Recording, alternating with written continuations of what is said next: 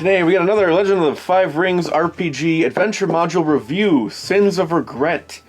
Like all adventure modules, this is tied to a book, which in this case I don't have, The Path of Waves, which is about foreigners and Ronin. This adventure is mostly for really any samurai, will work just fine.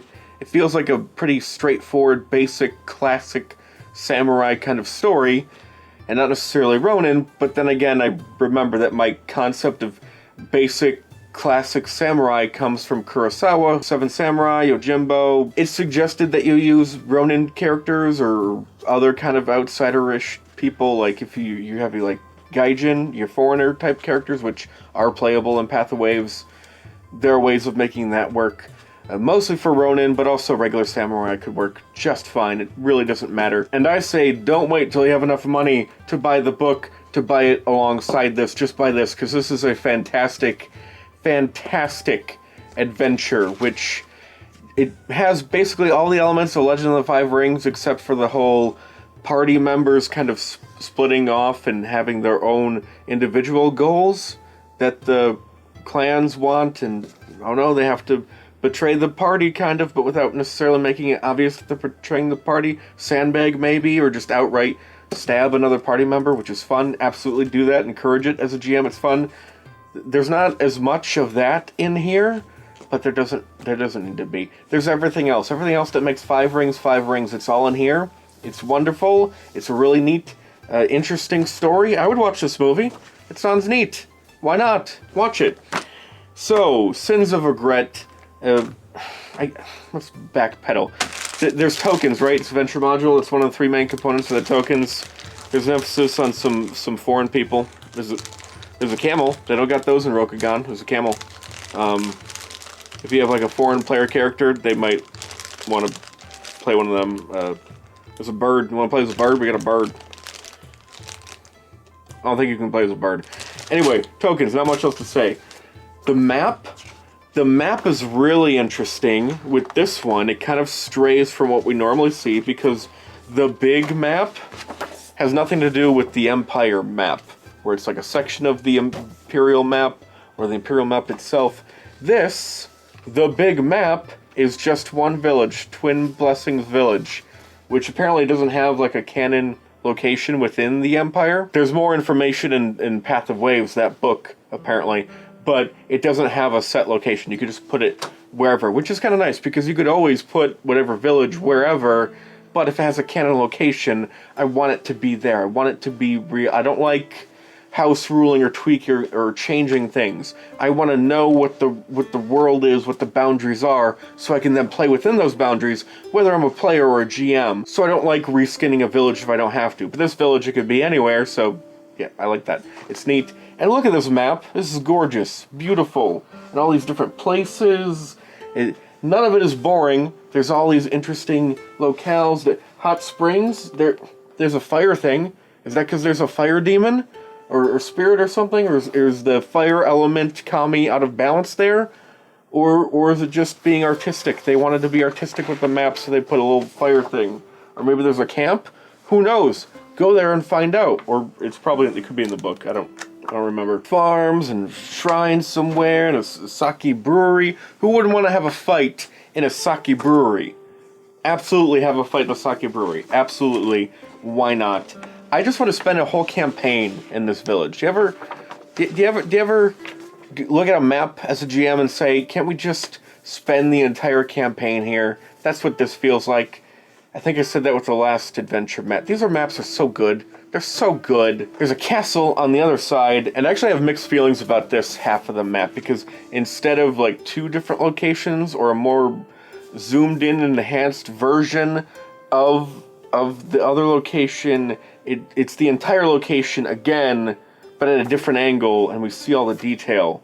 And I guess with this kind of shape of a palace, it's helpful to see the everything, to see, especially because, spoilers, there's a big battle at the end. You kind of want to get a sense of the geography, outside and inside, especially if you really want to have fun with it. Make great use of the mass combat rules and throw in smaller encounters. I'm definitely going to add into what they have on here on the mass combat front, but I get it.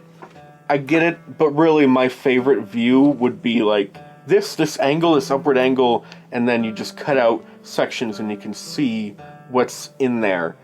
But it's such the multi-level palace thing that doesn't work as well, I guess. I don't know, it's just a weird picky preference to me. It feels less like art and more like a clinical map kind of. That could be part of the character. Who made the map, the culture of the land, the person who made this thing, made the palace and the map. That might give me a sense of where to put it. There's less artistic flair here. Anyway, the main story of the adventure feels like you heard it 1,000 times, but not in a bad way. You arrive at this little village. There's a local lord living in a castle who sees over the village, and he tries to tax the crap out of them, but they can't keep up with the taxes. There's a lot of stress and strife. Also, there's some elemental out of balance stuff going on. Who knows what's causing that? Maybe the Daimyo's being a jerk. That's making the spirits mad. Maybe there's something else. Anyway, by its nature, this adventure is fairly easy to get into. Quest giver says there's a problem with the village. There might be an uprising, blah, blah, blah. You go there, you talk to the villagers, you explore, you do some stuff, some encounters, kind of learn about the situation. Eventually, as you might imagine, when there's a big conflict, you go to the other side of the story, and there can be sort of a side choosing, or you fall into one side depending on your actions. You could fall into one side or the other, and there's a lot of different variations in how things can go. So just like getting into the castle, they have a paragraph each on, do you get into the castle by signing up, by force, a secret way, by stealth, by deception? You would think at least some of those were the exact same thing, but no, it did. There's so many different options. I like this. It accounts for all the different choices they might be making. Oh, the final battle is more detailed than I thought. How did I gloss over that? No, this is actually really good. Anyway, eventually it builds up into a pretty solidly well done multi-stage mass combat affair, which is really enjoyable. It could be really interesting if you have players on two different sides. But one thing I think this adventure really excels at, and yes, there will be a whole video on this, the campaign concept of let's all run a clan together, perhaps even a minor clan, perhaps even one that isn't a clan yet but will be a minor clan. We come from all these different clans, or peasants, or ronin, or whatever. We want to have our own fiefdom working together. Let's make our own minor clan, but slowly we have to build up and manipulate stuff and make our own clan, eventually earn the right to call ourselves a minor clan, and then try and build power, alliances, grow strength, become eventually a great clan, a year or two into the campaign or whatever. That sort of thing. This could work great, but I think maybe replacing the power structure, because it's like a vassal family of a Tomo, which is a royal family, and then they have a vassal family, which is like a servant family, but they're described as samurai, because I didn't think they would be samurai. I thought I gotta look more into the ranking of family and vassal family, and what's the vassal family of a great clan versus the vassal family of a royal family, presumably or the regular samurai family of a great clan like Lion Clan versus the vassal family of a royal family. Like, where the rank, how does that work? The hierarchy of, I can learn more about all the intricacies of this crap. But anyway, I think it works better if it's actually just like a minor clan. This could be like the main castle of a minor clan, maybe one you haven't heard of, and you do some machinations to take them over, or to destabilize one of their main palaces, or something. Maybe you take over the palace.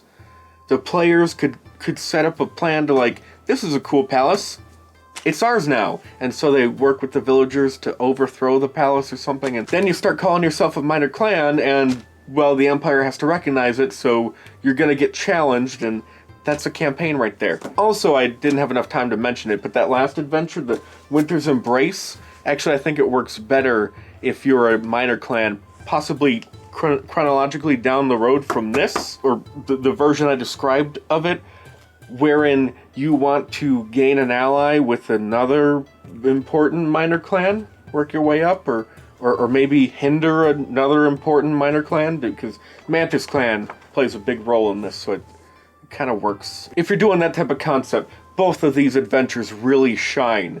In fact, this one I care a lot more about if I look at it from the perspective of, we're a minor clan that are useless and no one cares about, but we're trying to gain respect and power. Somehow we got an invite to this, and Anyway, hard to say much more about Sins of Regret without spoiling anything that I haven't already spoiled, but just really good all-around Five Rings samurai classic feeling stuff. I could spend forever in this village, and there's a nice online event. Well, it's really like a series of encounters, or large or small adventures, or large encounters, depending on your perspective, that deal with, like, outside the village, either leaving the village or going to... No, I think it's from the village to the castle, that route. There's some random encounter type of stuff, just a collection of those, which I guess could work anywhere in your campaign, so check that out, or just mix and match with this. Such a good adventure, absolutely should buy. I think any GM where you're not entirely sure what you want your campaign to be, or even if you think you know what you want your campaign to be, let it be that eventually grow into that, like you want it to be a Shadowlands focused campaign. Great, you can do that, but just do, like, the intro to the world of Rokugan and the structure and the peasants and the samurai, and just let them get a feel for the world through this. This is a great place to start, a great way to start. Also, with the free PDF from the website content, what was it, the Jade Empire thing, which is a sequel to the beginner game. But on the way to the mission, there's some random encounters, which I think you should just grab and randomly put in your campaign wherever. Start with those, the other stuff I mentioned, this encounter. This is just great intro to the world. Unless you really have your heart set on the whole Shadowlands Crab Clan Guard the Wall thing, which can't say I blame you, this is probably the best adventure module, or just adventure period, to get to start with, which includes these and also the beginner game and the GM kit. This is the one to start with right here. This one or the Mascavoni Crab Clan's Shadowlands one. Alright, bye.